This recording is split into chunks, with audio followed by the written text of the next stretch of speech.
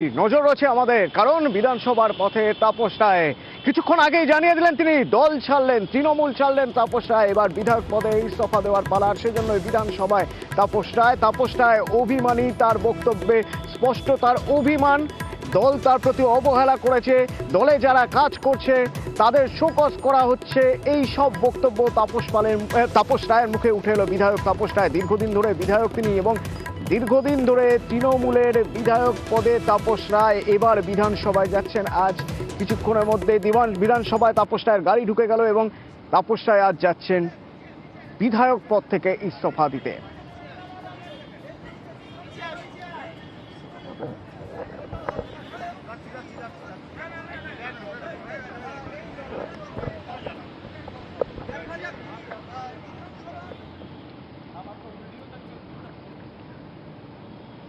প্রতিনিধি আবির আমার সঙ্গে রয়েছেন, আবিরের সঙ্গে একবার কথা বলবো, এবং ভেঙ্কটেশ্বর রয়েছেন আমার সঙ্গে, ভেঙ্কটেশ্বরের সঙ্গে কথা বলবো। ভেঙ্কটেশ্বর, প্রথমে একটু তোমার মাধ্যমে জেনে নিতে চাইবো তুমি কি দেখতে পাচ্ছ? একটু আগে আমরা দেখলাম যে তাপস রায়ের গাড়ি ঢুকে গেল বিধানসভায়। তাপস রায় বিধানসভায় প্রবেশ করলেন, তার গাড়ি বিধানসভার গেটের ভিতরে প্রবেশ করলো এবং কিছুক্ষণের মধ্যেই তাপস রায় তিনি বিধায়ক পদ থেকে ইস্তফা দেবেন এমনটাই তিনি জানিয়েছেন। তবে এই মুহূর্তে বিধানসভার গেট দিয়ে তাপস রায় গাড়ি সোজা ভেতরে চলে এলেন। তাপস রায় তিনি গাড়ির মধ্যে ছিলেন এবং বিধানসভায় তিনি গাড়ি থেকে নেন। এই মুহূর্তে বিধানসভার ভেতরে তিনি প্রবেশ করছেন এবং আজই সম্ভবত বিধায়ক পদ থেকে তিনি ইস্তফা দেবেন এবং তাপস রায় এসে পৌঁছলেন বিধানসভায়। ভেঙ্কটেশ্বর, একটু জানতে চাইবো, দীর্ঘদিন রাজনীতির সঙ্গে ওতপ্রোতভাবে জড়িয়ে থাকা তাপস রায় যখন তৃণমূল ছাড়ছেন তখন বিজেপির অন্দরের খবর কি? ইতিমধ্যে তাপস রায়কে নিয়ে জল্পনা তৈরি হয়েছে, তবে এখনো পর্যন্ত তাপস রায় স্পষ্ট করে কিছু জানাননি যে তিনি ইস্তফা দেওয়ার পর তিনি রাজনীতিতে নতুন ইনিংস শুরু করবেন কিনা। কিন্তু তাপস রায়কে নিয়ে একেবারে জল্পনা তৈরি হয়েছে এবং বিজেপির একটা সূত্র দাবি করছে যে তাপস রায় বিজেপি যোগদান করবেন। এখনো পর্যন্ত তাপস রায়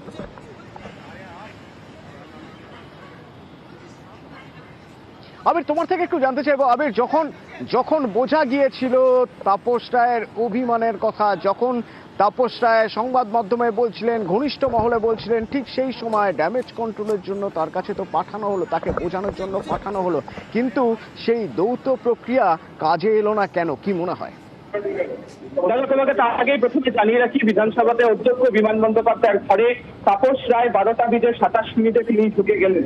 আজই তিনি বিধানসভার যে পদ, বিধায়ক পদ থেকে তিনি ইস্তফা দিচ্ছেন। তোমাকে কিছুক্ষণ আগেই আমরা জানিয়েছিলাম যে বিধানসভাতে তিনি যখন আসেন তখন তিনি কোনো সরকারি যে গাড়ি, তিনি সেই সরকারি গাড়ি তিনি ব্যবহার করেননি। এদিনকে তাপস রায় তিনি যখন আসলেন তিনি তার ব্যক্তিগত গাড়ি নিয়ে বিধানসভাতে এসে উপস্থিত হলেন এবং ওই স্পিকারের সঙ্গে তার যে বৈঠক, তিনি স্পিকারকে তিনি যাতে আবার তার পদত্যাগপত্র, সেই পদত্যাগপত্র যেমন তিনি দেবেন, একই সঙ্গে তিনি বিধানসভাতে উপমুখ্য সচেতনের দায়িত্ব তিনি সামলাবেন। ফলে স্বাভাবিকভাবে সেই পদ থেকেও তার সে সরে যাওয়ার সময় তা ইতিমধ্যেই হয়ে গিয়েছে। কিছুক্ষণ আগেই তুমি জানো যে আমরা দেখলাম যে তাপস রায় তিনি তার যে ক্ষোভ, সেই ক্ষোভ তিনি প্রকাশ করেছেন এবং সেখানে তিনি উল্লেখও করলেন সেটা হচ্ছে যে কেন তিনি দল ছাড়ছেন। দীর্ঘদিন ধরে তার সাথে দলের যে দূরত্ব, তার যে অভিমান, এছাড়া বিশেষ করে যে ইডি রেড হওয়ার পর তিনি আশা করেছিলেন যে দলের শীর্ষ নেতৃত্ব তার এবং তার পরিবারের পাশে এসে দাঁড়াবে, কিন্তু তিনি তার পরিবারের পাশে কোনোভাবেই দল দাঁড়ায়নি। একই সঙ্গে হচ্ছে গত কয়েকদিন ধরে বিশেষ করে তাকে যে তীব্র একটা অনুশোচনা তিনি কাটিয়েছেন এবং প্রমাণিত অবস্থার মধ্যে দিয়ে তাকে যে কাটাতে হয়েছে সেই প্রসঙ্গের কথা তিনি এদিনকে উল্লেখ করলেন। ফলে সব মিলিয়ে আজ কি তৃণমূল কংগ্রেস বিধায়ক হিসাবে বরানগরের বিধায়ক হিসেবে ইস্তফা দিচ্ছেন তাপস রায়। কিছুক্ষণ আগেই তার বাড়িতে বরানগর পুরসভার যে কাউন্সিলররা রয়েছেন, বাকি নেতৃত্ব যারা রয়েছেন, তারাও কি উপস্থিত হচ্ছিলেন এবং তাদের প্রত্যেকটা তাপস রায় তার সিদ্ধান্তের কথা জানিয়ে দেন। এবং তোমাকে কিছুক্ষণ আগেই আমরা আমাদের দর্শকদেরকে ছবিতে দেখিয়েছি, তার বাড়িতে কার্যত কান্নাকাটি শুরু হয়ে যায় কাউন্সিলরদের তরফ থেকে। তিনি যে তার সিদ্ধান্ত বদল করছেন না, এই প্রসঙ্গে আরো একটিবার এদিনকে বিধানসভার অধ্যক্ষের কাছে তার ইস্তফা দিয়ে সেটা জানিয়ে দিতে চলেছেন। বিধানসভার অধ্যক্ষের কাছে তাপস রায় বিধায়ক পদে ইস্তফা দেবেন। আবির আমার প্রতিনিধির সঙ্গে রয়েছেন, ভেঙ্কটেশ্বর অপর প্রতিনিধি রয়েছেন। তার আগে সংবাদ মাধ্যমে অভিমানী তাপস রায় কি বললেন শুনুন। সিদ্ধান্ত নেওয়ার পেছনে কিছু নির্দিষ্ট কারণ থাকে, যে সিদ্ধান্ত নিয়েছি সেই সিদ্ধান্তেই রয়েছি। তার কারণ এত করাপশন তারপরে সন্দেশখালী, ঘরে বাইরে এত অপমান, এত অসম্মান, এত উপেক্ষা, এত অবহেলা, এইগুলো আমাকে খুবই তাড়না দিয়েছে। আমার বাড়িতে ইডি অভিযান, আজকে 52 দিন দল আমার পাশে দাঁড়ায়নি। আমার ইন্টিগ্রিটি এবং ডিগনিটি ইন পলিটিক্স কারোর অজানা নয়। মাননীয় মুখ্যমন্ত্রীর ডাক পাইনি, আমার মিসেস বা কন্যা তাদেরও কনসোল করেননি। আমিও আশা করেছিলাম এই ক্রিয়েটেড ইডি অভিযানে বিধ্বস্ত আমি এবং আমার পরিবার, তার পাশে দল বা মাননীয় মুখ্যমন্ত্রী দাঁড়াবেন। এরপরে তিনি বাড়ি থেকে বেরোন বিধানসভার উদ্দেশ্যে, এবং যেরকম আবিরও বলছিল আমাদের যে কোনো সরকারি গাড়ি নয়, বিধায়ক হিসেবে যে সরকারি গাড়ি তিনি পান সেই গাড়ি নয়, নিজস্ব গাড়ি, এবং কোনো নিরাপত্তা রক্ষী ছাড়াই তিনি বিধানসভায় যাচ্ছিলেন। দেখুন সেই সময়ের ছবি।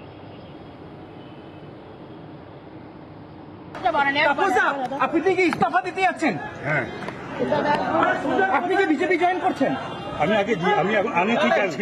আমি এখনো পর্যন্ত এই সব সম্পর্কে কিছু বলা আনএথিক্যাল। আমি ইস্তফা দিই, তারপর কথা বলবো। এরপরে বিধানসভায় পৌঁছে যান তিনি স্পিকারের ঘরে। স্পিকার বিমান বন্দ্যোপাধ্যায়ের কাছে তিনি ইস্তফা দিলেন। আবির যখন বাড়ি থেকে বেরোচ্ছেন তার আগে সংবাদ মাধ্যমের সঙ্গে কথা বলতে গিয়ে অনেক কথা বললেন তাপস রায়। বললেন তিনি আশা করেছিলেন ক্রিয়েটেড ইডি রেডের বিরুদ্ধে দাঁড়িয়ে যাবেন। এই ক্রিয়েটেড ইডি রেড বলতে তিনি কি ইঙ্গিত করলেন?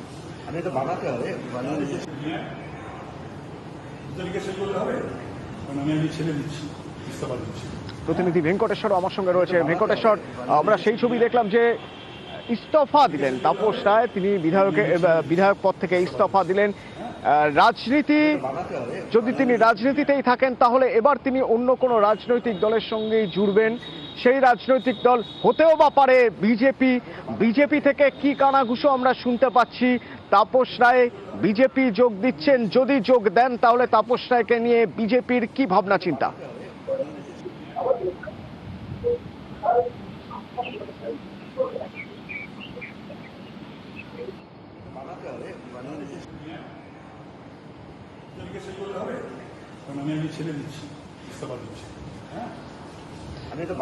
না, ভেঙ্কটেশ্বরের সঙ্গে যোগাযোগ করছি পরবর্তীতে।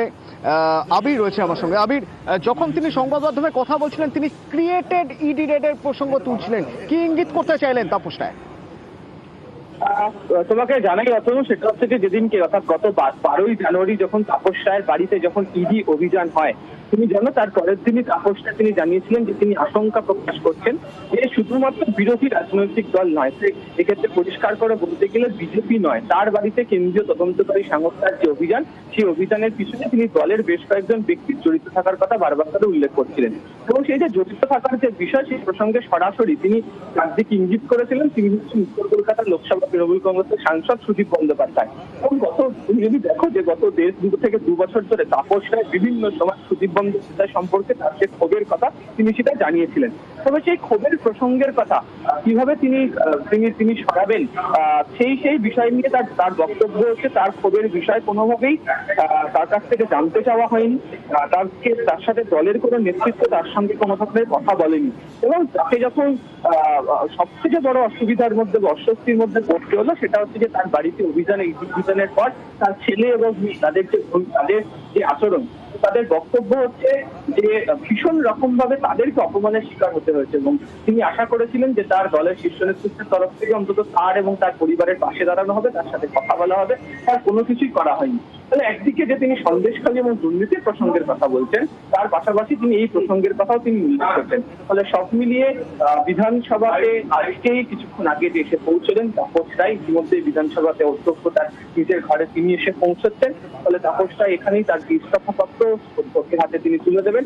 কার্যত এরা নিশ্চিত যে তিনি দল ছাড়ছেন, তিনি বিধায়ক পদ থেকে ইস্তফা দিচ্ছেন। এবং কিছুক্ষণ আগেই তার বাড়িতে বরানগর পুরসভার যারা হাজির হয়েছিলেন, বরানগরের নেতৃত্ব যারা হাজির হয়েছিলেন, তাদের প্রত্যেককে তিনি এই বিষয় তিনি জানিয়ে দিয়েছেন।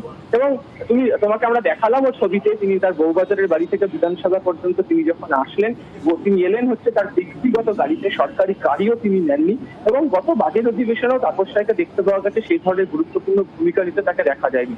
ফলে তার বিধায়ক পদ ছাড়া সময়ের অপেক্ষা, সম্ভবত কিছুক্ষণ পরেই তিনি এখান থেকে তার দলের যে নেতৃত্ব, দলের যে শীর্ষ নেতৃত্ব, তাদের কাছেও তিনি তার যে দল ছাড়ার যে চিঠি তিনি সেটা পাঠিয়ে দেবেন। ধন্যবাদ আমি। আমি ছেলে দিচ্ছি, ইস্তফা দিচ্ছি। অভিমানের কথা জানালেন সংবাদ মাধ্যমের সামনে। দল পাশে থাকেনি, সেই অভিমান থেকে তিনি দলের দুর্নীতি পাশাপাশি সন্দেশখালী প্রসঙ্গ একাধিক বিষয়ে মুখ খুললেন। অভিমান, সেই অভিমানের জায়গা থেকে দল ছাড়লেন তাপস রায়, এবং শুধু দল নয়, বিধায়ক পদ থেকে ইস্তফা দেওয়ার জন্য তিনি গেলেন স্পিকারের ঘরে। এবং অত্যন্ত গুরুত্বপূর্ণ, যখন তিনি যাচ্ছেন, এতদিনের বিধায়ক যখন তিনি যাচ্ছেন বিধানসভায়, তখন দেখা যাচ্ছে যে তিনি নিজের গাড়িতে যাচ্ছেন, অর্থাৎ তার জন্য যে সরকারি গাড়ি, সেই সরকারি গাড়ি ব্যবহার করলেন না, নিরাপত্তা রক্ষীর সঙ্গে নিলেন না, এবং দলের একাংশের বিরুদ্ধে তার ক্ষোভ, সেই ক্ষোভের কথাও তিনি বললেন। স্পিকার এসেছেন, স্পিকার ঢুকলেন স্পিকারের ঘরে। তাপস রায় ছিলেন কিছুক্ষণ আগে, স্পিকার এসেছেন। এখন শুধু সময়ের অপেক্ষা, কিছুক্ষণের মধ্যেই হয়তো ইস্তফা দেবেন তাপস রায়। সিদ্ধান্ত নেওয়ার পেছনে কিছু নির্দিষ্ট কারণ থাকে, যে সিদ্ধান্ত নিয়েছি সেই সিদ্ধান্তেই রয়েছি। তার কারণ এত করাপশন, তারপরে সন্দেশখালী, ঘরে বাইরে এত অপমান, এত অসম্মান, এত উপেক্ষা, এত অবহেলা, এইগুলো আমাকে খুবই তাড়না দিয়েছে। আমার বাড়িতে ইডি অভিযান, আজকে 52 দিন দল আমার পাশে দাঁড়ায়নি। আমার ইন্টিগ্রিটি এবং ডিগনিটি ইন পলিটিক্স কারোর অজানা নয়। মাননীয় মুখ্যমন্ত্রীর ডাক পাইনি, আমার মিসেস বা কন্যা তাদেরও কনসোল করেননি। আমিও আশা করেছিলাম এই ক্রিয়েটেড ইডি অভিযানে বিধ্বস্ত আমি এবং আমার পরিবার, তার পাশে দল বা মাননীয় মুখ্যমন্ত্রী দাঁড়াবেন।